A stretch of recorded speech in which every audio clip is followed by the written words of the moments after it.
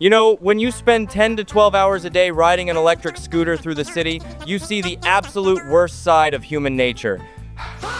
People think that because we wear a bright delivery backpack, we are somehow less than human, or just a nameless robot they can exploit. They think we are an easy target.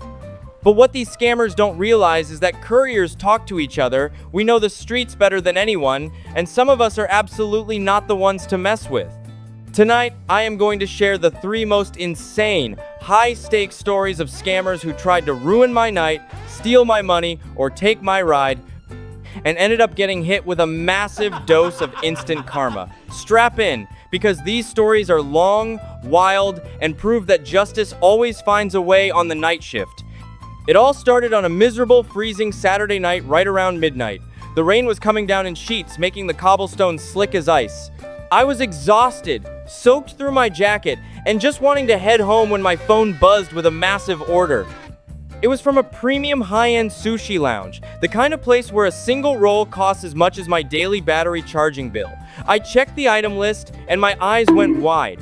We are talking premium seafood platters, expensive side dishes, luxury desserts, easily over $250 worth of food. The payout for the delivery was high because of the storm, so I accepted it immediately, thinking it was my lucky break before clocking out. But the moment I pulled up to the restaurant, I noticed the delivery note. It immediately made the hairs on the back of my neck stand up. The note literally said, "Do not come to the main entrance of the apartment complex. Meet me in the unlit alleyway directly behind the building because the electronic gate is broken." Now, anyone who has done this job for more than a week knows that dark alleys and high-value orders are a recipe for disaster. It is the classic setup for a fast food robbery or a runner scam. But I needed the money, and I figured I could handle myself, so I grabbed the massive, heavy insulated bags, packed them tightly into my backpack, and headed toward the address. When I arrived, the alleyway was pitch black, illuminated only by the faint glow of distant streetlights. The puddles on the ground reflected the neon signs from the main street. I didn't turn off my electric scooter. I kept the high-beam headlights on full blast, cutting a bright white path straight through the darkness so anyone waiting would be blinded if they looked directly at me. I waited for about 30 seconds, the motor humming quietly under me, before a figure stepped out from behind a row of industrial trash bins. It was a young guy, maybe 19 or 20, wearing a dark, oversized hoodie pulled so low you could barely see his eyes. He was holding his phone, looking incredibly nervous, constantly shifting his weight from side to side and glancing over his shoulder toward the main street. I pulled up just close enough to hand over the food but kept my distance, ready to bolt if things turned south. I unzipped my bag, handed him the massive steaming sushi platters, and waited for the app to confirm the drop-off.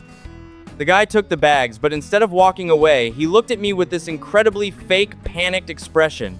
He said, "Oh man, I just realized my payment card didn't go through on the app. It says pending. Let me just run to my car around the corner and grab $200 in cash for you. Stay right here." Before the last word even left his mouth, this dude turned around and literally started sprinting down the alleyway, clutching the $250 sushi feast to his chest. He honestly thought he was a genius. He thought he could just outrun a delivery guy on foot in a dark maze of back streets. He expected me to just stand there, sigh, call support, and accept that I just got scammed out of my hard-earned cash and my rating. But he forgot one major detail: I wasn't on foot and my electric ride has an instant throttle response. I twisted the handle all the way down. The scooter rocketed forward, the tires throwing up a spray of dirty water as I accelerated down the wet pavement. In less than 3 seconds, the gap between us vanished. I didn't just catch up to him. I blew right past him, tilted the frame, and slid the scooter sideways across the asphalt, completely blocking the narrow exit of the alleyway that led to the main road. The guy stopped dead in his tracks, his sneakers squeaking on the wet stone. He was panting heavily, looking left and right, suddenly realizing he was boxed in by brick walls and a very angry courier. For a second, he tensed his shoulders, dropped one of the bags, and looked like he actually wanted to swing at me to force his way out. So I stood up off the deck, walked right into the beam of my own headlight, and just stared him down. I didn't yell, I didn't curse, I just stepped straight toward him with total confidence When you spend months handling heavy gear and dealing with aggressive drivers every single day, a cowardly teenage thief doesn't intimidate you. The second he saw that I wasn't backing down and that I was completely calm, his entire tough guy persona just completely disintegrated. His face went pale, his hands started shaking, and he literally dropped the rest of the food, falling to his knees on the wet ground, begging me not to call the police. It turned out, this idiot had been doing this all week. He was using a cloned app profile with stolen credit cards to order expensive meals, then running away to resell the food or just throw parties with his friends. While he was on his knees crying about how a police record would ruin his life, I simply picked up my undamaged food platters, took a clear photo of his face on my phone, and called our dispatcher to flag his exact location. As I rolled out of the alley into the bright lights of the avenue, 2 police cruisers were already turning the corner, their blue lights flashing against the wet brick walls. The last thing I saw was him desperately trying to scramble over a 12-foot chain link fence, completely trapped. That was my first real taste of how sweet instant karma can be, but it was nothing compared to what happened a month later. The second story happened during a beautiful, warm Friday evening. The city was packed, tourists everywhere, and everyone was ordering food to their luxury weekend rentals. Around 9 p.m., I accepted a massive grocery haul from a premium supermarket. The order was insane. Over $300 worth of aged ribeye steaks, expensive imported cheeses, high-end organic snacks, and several bottles of pricey non-alcoholic wine. The delivery address was a stunning, modern townhouse in an upscale neighborhood, the kind of place that rents for a fortune on Airbnb. I arrived, parked my scooter neatly by the curb, and carried 3 massive bags up the pristine glass stairs to the front door. I knocked, and the door was opened by a group of wealthy-looking college kids, blasting loud music, holding red plastic cups, clearly having a massive pre-game party. A guy in a designer t-shirt took the bags from me, grinned, and said, "Thanks, bro, have a good night," before slamming the heavy oak door right in my face. No tip, no thank you, nothing. But that is normal in this job, so I just turned around and started walking back down the stairs to my scooter. I reached the pavement, grabbed my handlebars, and unlocked my phone to accept the next order. But before I could click anything, a loud notification banner popped up on my screen. My heart sank. The app read, "Order canceled." Customer reported that the items were never delivered and the driver fled the scene. A full refund has been issued. I stood there on the sidewalk, completely stunned.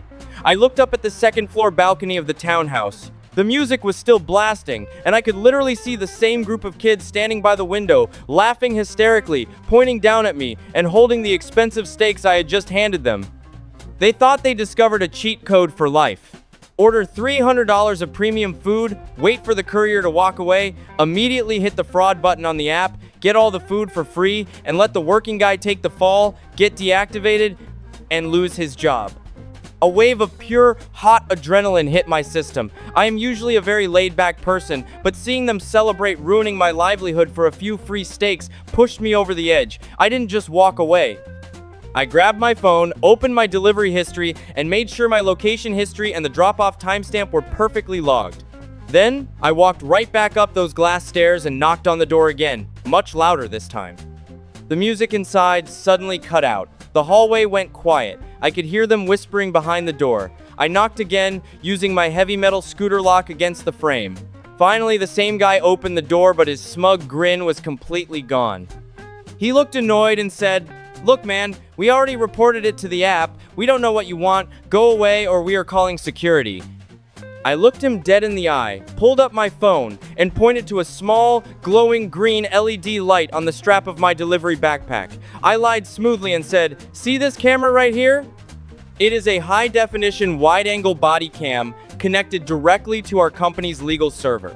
It recorded your face, your clothes, and your hand physically grabbing those $300 bags from me at exactly 9:14 p.m. In this country, filing a fraudulent report to steal goods over $200 is a criminal offense. I have already submitted the footage to the local police precinct down the street. They are on their way right now for petty theft and fraud." The guy's face completely changed. The color drained from his skin so fast I thought he was gonna pass out. Behind him, his friends started panicking, whispering frantically about their parents finding out or getting kicked out of university. The tough guy started stuttering, saying, Wait, let's not do that. It was just a joke, a glitch in the app. Let me fix it." He frantically grabbed his phone, opened the app, canceled the dispute, added a $50 cash tip right in front of my face, and kept apologizing over and over again, practically shaking. I didn't say another word. I just took a step back, watched the app update to confirm the payment went through successfully, and walked back down to my scooter. They spent the rest of their expensive party weekend terrified that the cops were going to knock on their door at any second. Don't ever try to play with a courier's food, because we know exactly how to turn the tables on you. But the final story, the absolute #1 craziest scam I ever faced, wasn't about free food or refunds. It was a targeted, dangerous setup to steal my entire electric scooter, and it completely backfired on the criminals in the most satisfying way possible. It happened on a Tuesday night in an industrial part of the city, an area filled with old warehouses, dark train tracks, and almost no foot traffic after dark. I got a request for a simple order, just 2 burgers and a soda from a late-night diner. The delivery pin drop was right on the edge of a completely abandoned manufacturing zone. Red flags were waving everywhere, but the payout had a massive surge bonus, so I decided to take the risk. As I approached the location, the streetlights became fewer and farther between until I was riding in near total darkness, surrounded by rusty chain-link fences and overgrown weeds. The GPS told me I arrived, but there was no house, no apartment, just an old concrete loading dock next to a broken warehouse door. I slowed down, keeping my motor running, my hand resting firmly on the throttle. Suddenly, 3 guys stepped out from the shadow of a large cargo container.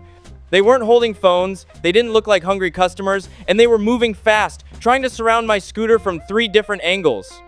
One of them had his hand tucked deep into his jacket pocket, shouting, "Get off the bike, leave the keys and the backpack on the ground and start walking if you know what's good for you."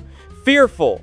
They thought they had me cornered. They thought a lone delivery driver would panic, drop the expensive electric scooter, and run away screaming into the night.